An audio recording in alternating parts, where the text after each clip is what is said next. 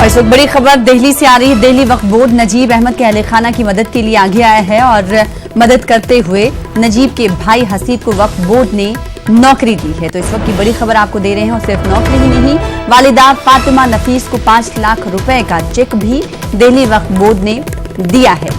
अक्टूबर 2016 से JNU campus से नजीब अहमद लापता है। उनकी गुमशुदगी को लेकर पूरे मुल्क में आपको बता दें कि इस हवाले से एहतजाजी मुजाहरा भी किया गया, लेकिन अभी तक नजीब अहमद का कोई पता नहीं चल पाया है। इस बीच दिल्ली वक्फ बोर्ड नजीब अहमद के अहले खाना की मदद के लिए आगे आया है और नजीब अहमद के भाई हसीब को वक्फ बोर्ड ने नौकरी दी है। वालिदा फातिमा नफीस को 5 लाख रुपए का वक्फ बोर्ड की तरफ से चेक दिया गया है। तो दिल्ली वक्फ बोर्ड नजीब अहमद के अहले खाना की मदद के लिए आगे आया है और मदद करते हुए नजीब के अहले खाना की, नजीब के भाई हसीब को वक्फ बोर्ड ने नौकरी दे दी है और साथ ही साथ वालिदा फातिमा नफीस को 5 लाख रुपए का चेक दिल्ली वक्फ बोर्ड ने दिया है।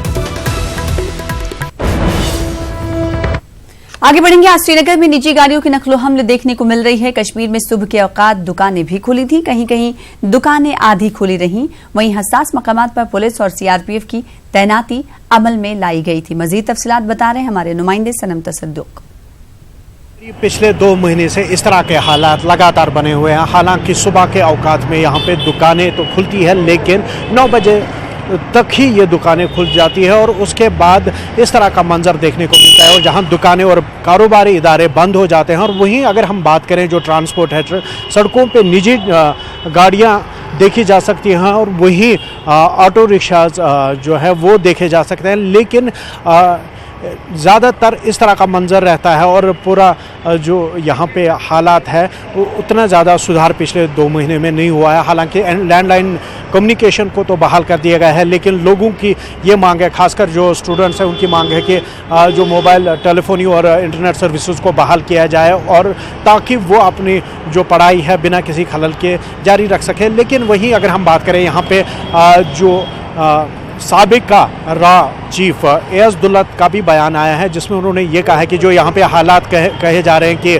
मामूल पे आ रहे हैं और ये अब भी यहाँ पे उनका ये कहना है कि जो अभी हालात यहाँ पे बने हुए हैं और खामोशी है वो तूफान से पहले की खामोशी से इसे ताबीर कर रहे हैं। और वहीं अगर हम बात करें जो सुप्रीम कोर्ट के सामने आज कहीं जो अर्धराश रहे, चाहे वो गुलाम नबी आज़ाद की थी, इर्तिका मुफ्ती की थी या अनुराधा भसीन की थी, वही कल से सुप्रीम कोर्ट में 35A और दफ़ा 370 को मनसूख करने को मरकज़ के फैसले पे कॉन्स्टिट्यूशन बेंच के सामने सुनवाई शुरू होनी है। और सब लोगों की नज़रें अब सुप्रीम कोर्ट पे नज़र लगी हुई है कि सुप्रीम कोर्ट से किस तरह का फ़ैसला आता है और क्या रद्दमल रहता है सुप्रीम कोर्ट का।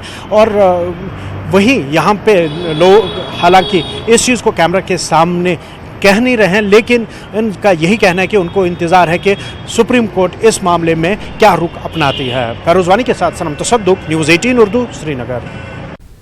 जम्मू कश्मीर के साबिक वजीर आला फारूक अब्दुल्ला को सुप्रीम कोर्ट से बड़ा झटका मिला है। कोर्ट ने फारूक अब्दुल्ला की हिरासत को चैलेंज करने वाली अर्जी खारिज कर दी है। हाल ही में फारूक अब्दुल्ला को पब्लिक सेफ्टी एक्ट यानी PSA एक्ट के तहत हिरासत में लिया गया था। अब फारूक अब्दुल्ला जहां भी रहेंगे वो आर्जी जेल होगी।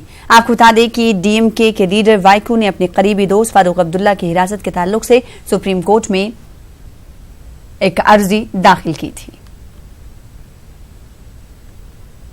के पूर्व मुख्यमंत्री फारूक अब्दुल्ला को सुप्रीम कोर्ट से बड़ा झटका लगा है। दरअसल MDMK के नेता वाइको ने सुप्रीम कोर्ट में याचिका दाखिल करके ये कहा था कि फारूक अब्दुल्ला को जो नजरबंद है कश्मीर में उनको फिलहाल निकाला जाए। हालांकि सुप्रीम कोर्ट ने इस मामले में केंद्र सरकार से जवाब मांगा था।